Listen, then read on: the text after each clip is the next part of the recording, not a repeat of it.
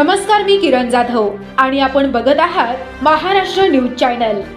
बातमी प्रत्येक क्षणाची, जनतेच्या न्याय आणि हक्काची, सामाजिक राजकीय प्रश्नांची दखल या जाणून घ्या दररोजच्या घडामोडी। पाथरी नगर परिषद प्रशासक झोपीत, 15 दिवसापासून नागरिकांना होत आहे पाणी टंचाई।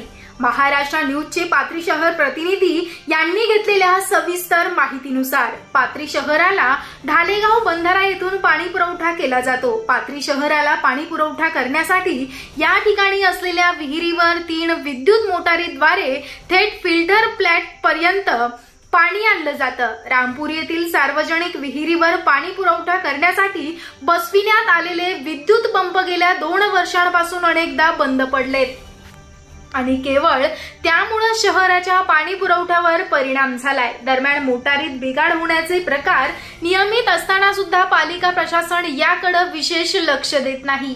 20 दिवसापूर्वी बंधारा आटल्याने पाणी पुरवठ्यावर परिणाम झाला होता। त्यानंतर डाव्या कालव्यापासून बंधाऱ्यामध्ये पाणी सोडण्यात आल्यानंतर रामपुरी येथील विद्युत मोटारीमध्ये बिघाड झाल्याने 15 दिवसापासून पाणी पुरवठ्यावर परिणाम झालाय। त्यामुळे नागरिकांना पाणी टंचाईला तोंड द्यावं लागतं।